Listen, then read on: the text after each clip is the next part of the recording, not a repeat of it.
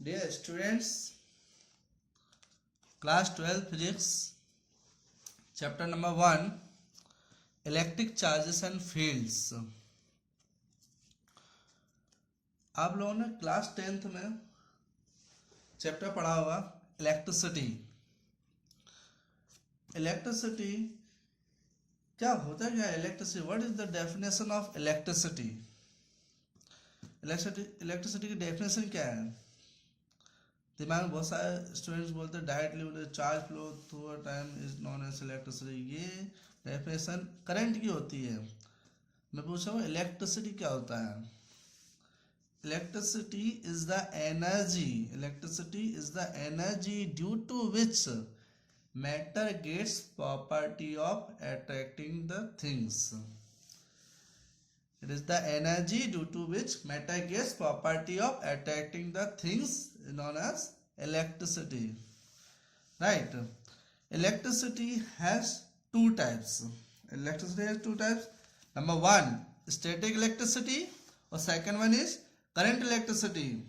Static electricity means charges at rest, and current electricity means charges in motion. अब बोले sir इसमें दोनों difference क्या है? Charges at rest. अब इसका दूसरा नाम एक और है इलेक्ट्रोस्टैटिक्स। जो electro plus static mean charges at rest. और थर्ड नेम इसका है, ये जो इलेक्ट्रिसिटी है ये दो बॉडी को रब्ड करने पर प्रोड्यूस होती है, तो इसका एक नाम और रख दिया गया है फ्रिक्शनल इलेक्ट्रिसिटी। इसके बारे में और डिस्कस करेंगे, आगे चल के समझ में आ जाएगा आपको कि फ्रिक्शनल इलेक्ट्रिसिटी क्या होता है। ठीक है। और सेकंड इलेक्ट्रिसिटी है current electricity. Current electricity means charges in motion. For example, आपने एग्जाम्पल देखे होंगे, बलून को रब्ड करते हो, तो बलून को रब्ड करते हैं हेयर से, तो उसके बाद क्या होता है, उसके पास से स्मॉल पीस ऑफ पेपर लेकर जाते हैं, तो क्या होता है उसके साथ अट्रैक्शन होने लग जाता है, अट्रैक्ट होने लग जाता है स्मॉल पीस ऑफ पेपर। तो वहां पे क्या था, बलून में चार्जेस किस में थे? रेस्ट में थे। तो रेस्ट में प्रोड्यूस होने के बाद वो किस में आ गए? रेस्ट में प्रोड्यूस हो वो सरफेस पे आ गए, वो अट्रैक्शन करने की प्रॉपर्टी जनरेट करने लग गए, तो वो इलेक्ट्रिसिटी होगी स्टैटिक इलेक्ट्रिसिटी। नाउ अगर यही चार्ज अगर मोशन में हो जाते, अगर ये मोशन करने लग जाए, तो ये कौन सी इलेक्ट्रिसिटी हो जाती? Current electricity. But current electricity क्या होती है, जो अपनी जनरल लाइफ में अपन देखते हैं, जिसमें चार्जेस किस में होते हैं? मोशन में होते हैं। राइट? आपने कॉम्ब को देखो, कॉम्ब को अपने हेयर से रब्ड करते हैं, तो रब्ड करने के बाद क्या होता है, उसमें भी स्मॉल पीस ऑफ पेपर को अट्रैक्ट करने की कैपेसिटी आ जाती है। तो कौन सी एनर्जी है जिससे क्या है वो जनरेट हो जाता है, तो उसको क्या बोलते हैं, वो जो इलेक्ट्रिसिटी प्रोड्यूस होता है उसको बोलते हैं स्टैटिक इलेक्ट्रिसिटी। फ्रिक्शन करने के बाद प्रोड्यूस हुई, इसलिए उसका नाम क्या रख दिया गया? Frictional electricity. नाउ अब एक काम करते हैं, कुछ एक्सपेरिमेंट करके देखे गए थे, तो उन एक्सपेरिमेंट को अपन डिस्कस करते हैं, फिर इसके बारे में आगे बढ़ते हैं। देखो पहला एक्सपेरिमेंट करते हैं, एक ग्लास रॉड ली, ग्लास रॉड को सिल्क के क्लॉथ पर रब्ड किया। ग्लास रॉड को सिल्क के क्लॉथ पर रब्ड करने के बाद देखा गया कि ग्लास रॉड में पॉजिटिव चार्ज जनरेट हो गया। आप एक क्वेश्चन दिमाग में रखना कि पॉजिटिव ही क्यों जनरेट हुए, नेगेटिव ही क्यों जनरेट हुए। ठीक है, तो उसका आंसर मैं बताऊंगा। अब देखो ग्लास रॉड को सिल्क के क्लॉथ पर रब्ड कर दिया, पॉजिटिव चार्ज जनरेट हुआ, और एक स्टैंड से मैंने उसको क्या कर दिया? हैंग कर दिया। ऐसे ऐसे एक और ग्लास रॉड ली, उसको भी ऐसे सेम प्रोसेस की, उसको भी क्या कर दिया? मैंने हैंग कर दिया। अब एक एक्सपेरिमेंट और करते हैं। ठीक है, दूसरा एक्सपेरिमेंट है, उसमें क्या कर दिया? प्लास्टिक को वूल से रब्ड कर दिया, और वूल से रब्ड करने के बाद देखा गया कि प्लास्टिक में कौन सा चार्ज जनरेट हुआ? नेगेटिव। ठीक है, और उसको भी सेम टू सेम एक स्टैंड पे हैंग कर दिया, और एक और प्लास्टिक रॉड ली और सेम प्रोसेस की, उसको भी हैंग करके इन दोनों पास पास में रख दिया। ठीक है, आप देख रहे होंगे। अब मैंने क्या कर दिया, एक काम करते हैं, अलग अलग कर देते हैं। क्या करते हैं, थर्ड एक्सपेरिमेंट कर दिया, एक ग्लास रॉड वाला एक्सपेरिमेंट ले लिया और एक प्लास्टिक रॉड वाला इंस्ट्रूमेंट ले लिया, दोनों पास पास में रख दिया। तो देखते हैं कि ग्लास रॉड में दोनों में क्या होगा? फोर्स ऑफ रिपल्सन जनरेट हो जाएगा।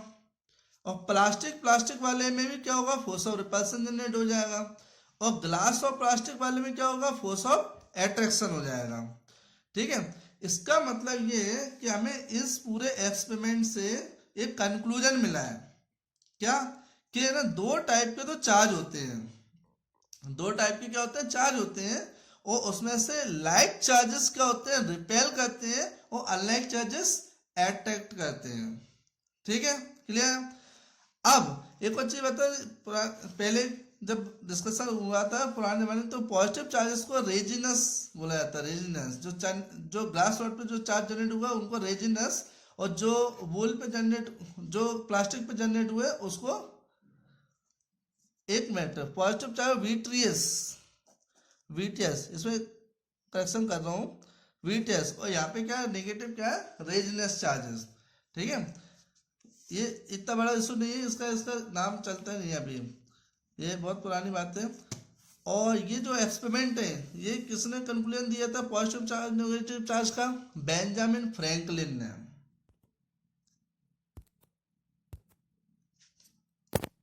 आपके दिमाग में एक क्वेश्चन आना चाहिए क्लियर, कि why positive and negative charge are produce on glass rod and plastic rod. तो उसका रीजन आपको पता होना चाहिए। एक एग्जांपल आपने केमिस्ट्री में पढ़ा होगा कि NaCl जब ब्रेक होता है तो Na पॉजिटिव और Cl नेगेटिव, Na पॉजिटिव और Cl नेगेटिव में टूटता है। तो मतलब Na पॉजिटिव मतलब सोडियम के पास में क्या हो गया, एक इलेक्ट्रॉन कम हो गया, और क्लोरीन के पास क्या होगा, एक इलेक्ट्रॉन ज्यादा हो गया। तो मतलब जिस इसमें क्या प्रॉपर्टी लग रही है कि ग्लास रॉड और सिल्क के क्लॉथ को जब रब्ड किया गया, तो एक बात बता दो कि सिल्क के क्लॉथ का वर्क फंक्शन ज्यादा था इन कंपेरेटिव ग्लास रॉड से। तो work function is the ability to eject the electron from the surface of other.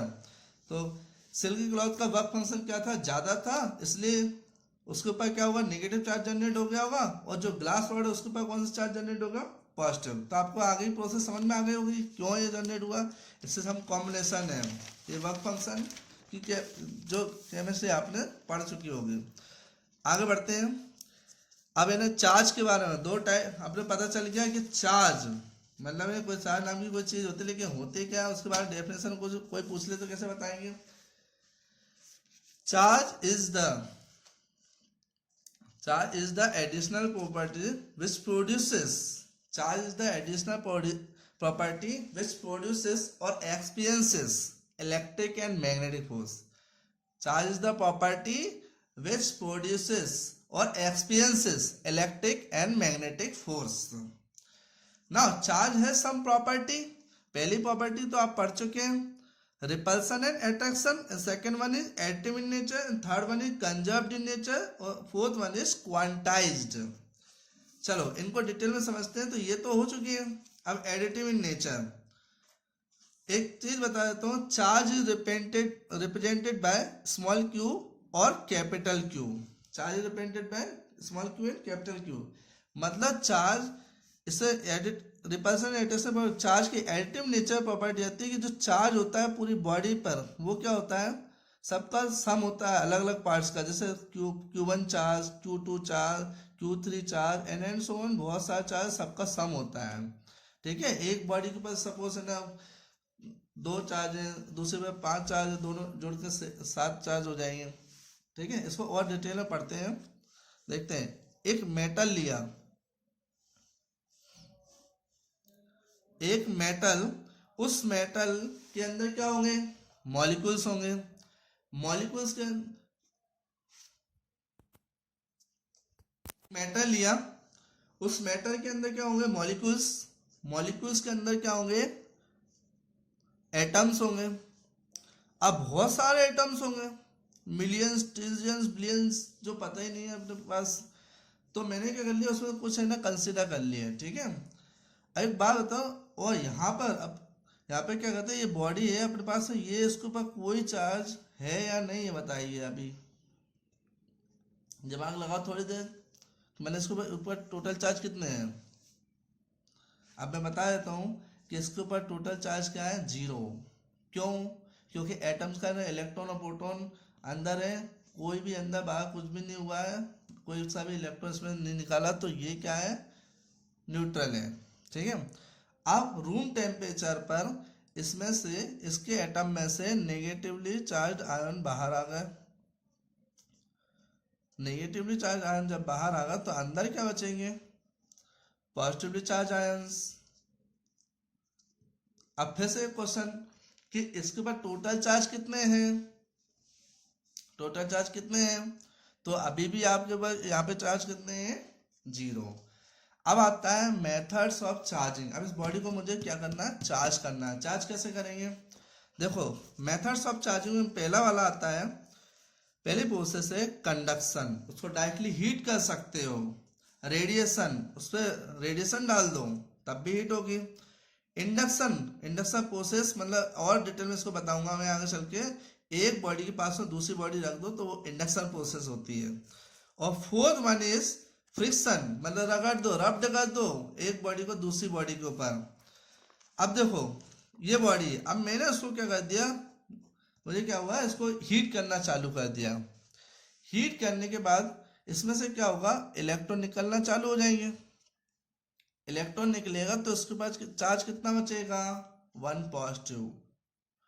ठीक है। अब एक बात बता देता हूं कि एक इलेक्ट्रॉन अगर निकलता है तो चार्ज कितने होते हैं इलेक्ट्रॉन के पास, तो इन्हें चार्ज बता दो। चार्ज जो वैल्यू होती है वो 1.6 into 10⁻⁻19 coulomb, and coulomb is the unit of charge.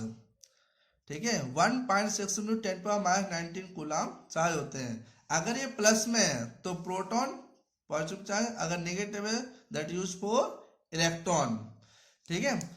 अब दो वन, तो इसकी पूरी वैल्यू को अपन ऐसा लेके चलेंगे तो इसका सिंबल बनाया उन्होंने, सिंबल रिप्रेजेंट किया, तो दैट इज नोन एज ई।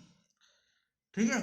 तो अब अगर मैं इस बॉडी पर एक इलेक्ट्रॉन निकालता हूं तो इसके ऊपर कितने चार्ज होंगे? कितने चार्ज बचे? अगर सपोज है ना, एक एग्जांपल लेते हैं, एक बॉडी पर 100 चार्ज है।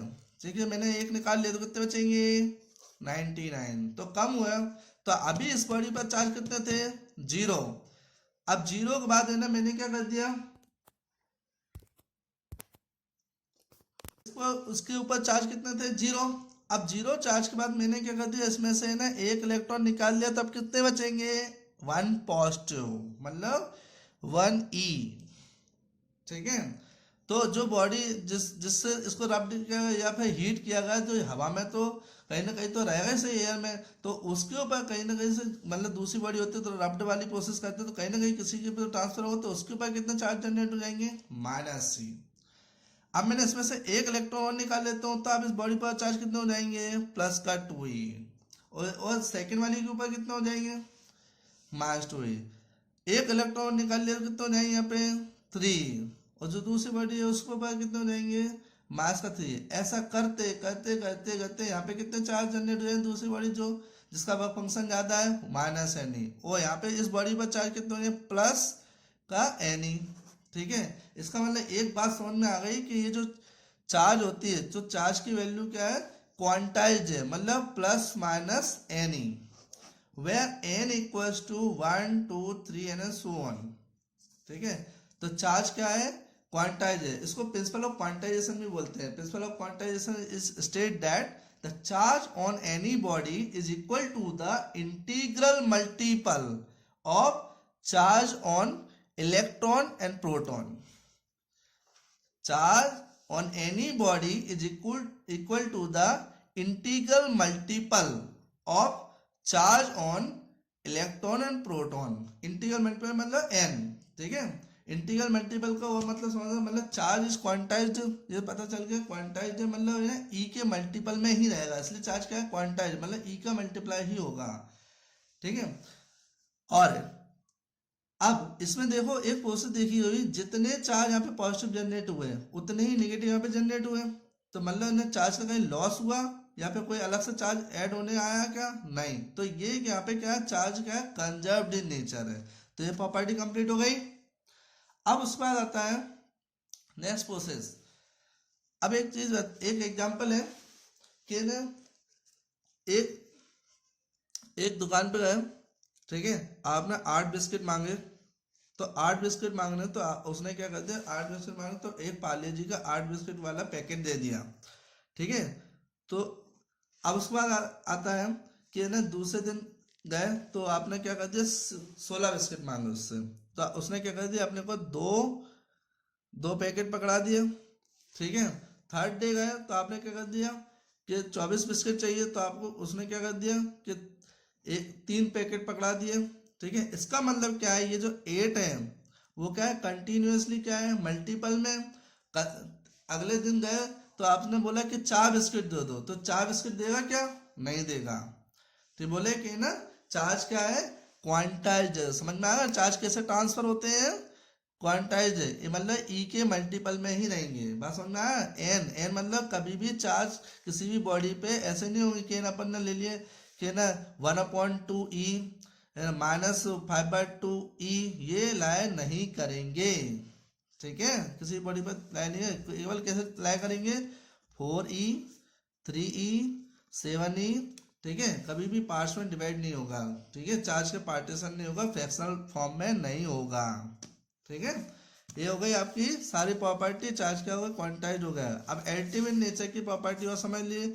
अगर अपने पास एक बॉडी है, ठीक है, तो यहाँ पे चार्ज कितना है, +7e, यहाँ पे कितना है, -3e, और यहाँ पे चार्ज कितना है, -2e, यहाँ पे कितना है, +5e, ठीक है। तो अपने चार्ज का फॉर्मूला लगाया, सबको सारे चार्ज को क्या कर दो, ऐड कर दो, तो मेरे पास क्या मिलेगा यहाँ पे, 7e -3e -2e +5e। ये क्वेश्चन इंपॉर्टेंट है, इस टाइप के क्वेश्चन आएंगे आपके। 4e में 2e 2e 2e +5 7e, total charge कितना हो गया इस बॉडी पर, 7e, राइट, कंप्लीट। ये टॉपिक यहीं पे कंप्लीट होता है, इसके बारे में बाद में पढ़ेंगे।